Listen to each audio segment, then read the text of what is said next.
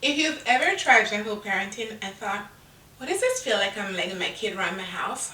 You're not alone. A lot of parents are drawn to gentle parenting because they don't want to yell, they don't want to threaten, and they for sure don't want to raise kids with fear or shame. What ends up happening is this: they stop being harsh and accidentally stop being firm, and then chaos creeps in.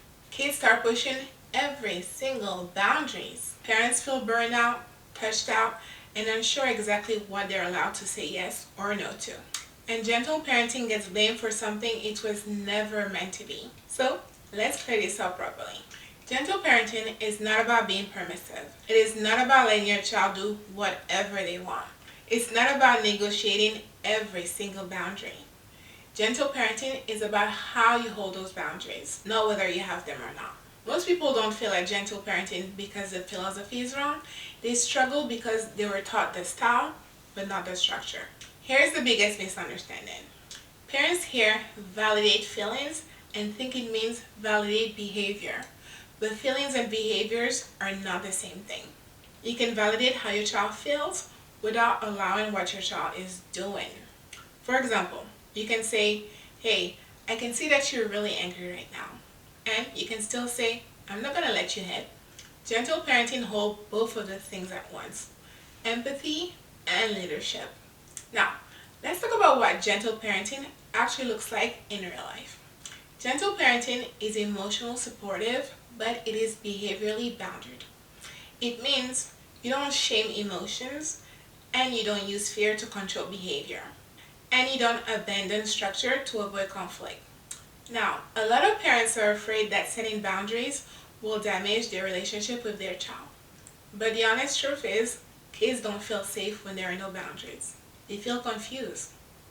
Boundaries are what tells a child, hey, the world is predictable, the adults are in charge, and I don't have to run this. When boundaries are inconsistent, kids test more, not because they're manipulative, but because their nervous system is looking for stability. This is what gentle parenting, often done wrong, looks like. Long emotional negotiation, repeating the same boundaries over and over and over, giving in to avoid meltdowns, feeling guilty for saying no, and over time, parents feel like they're parenting on eggshells. Gentle parenting done right looks different. It looks calm on the outside, even when the child is dysregulated. It looks clear, and it can look boring in a lot of ways that are actually working. Here's the structure most parents are missing. First, boundaries are stated once, not debated. You explain boundaries when everyone is calm. You don't re-argue in the heat of the moment. For example, instead of saying, okay, just 5 more minutes. Okay, 10 more minutes. Okay, one more show. Gentle leadership sounds like this. I know you want more screen time. However, the screen is off right now. We can play or we can read a book. You validate the want, but you hold the limit. You don't keep reopening the decision. Secondly, natural consequences replace punishment. Punishment is about control. Natural consequences are about learning. For example, if a child throws a toy, the natural consequence is that the toy gets taken away. Not as revenge, not as a threat, but as a direct cause and effect learning moment. You might say, I am not going to let the toy be thrown. The toy is being taken away and is taking a break. This teaches that your actions affect your access, not that you're bad for being frustrated. Thirdly, you regulate yourself before trying to regulate your child.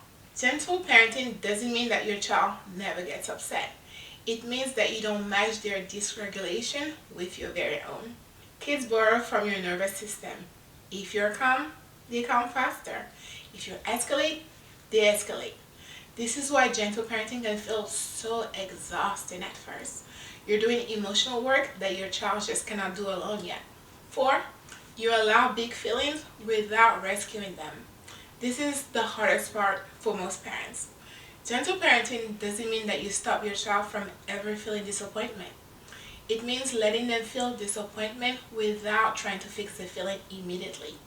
For example, if your child is upset that he can't have a cookie before dinner, you don't distract, you don't bribe, and you for sure do not cave. You say, I hear that you're upset, It's hard to wait. Cookies are for after dinner. You let the feeling pass. You don't rush to make it go away. You teach your child that feelings are survivable. This builds emotional resilience. Fifth, you separate coaching moments from crisis moments. Trying to teach a lesson in the middle of a meltdown rarely ever works. In the moment, your job is safety and regulation. Later on, when your child is calm, that's when you can reflect and teach. Gentle parenting isn't about long emotional speeches. It's about timing. Now, let's address a question that most parents are often afraid to ask. Isn't gentle parenting just raising spoiled kids? No. Spoiled behavior doesn't come from empathy. It comes from lack of consistent boundaries. Kids who grow up with a calm, predictable limit and emotional support tend to develop stronger self-regulation, not entitlement. Now, another common fear is, will my child walk all over me if I don't punish him? No. Authority doesn't come from fear. It comes from consistency.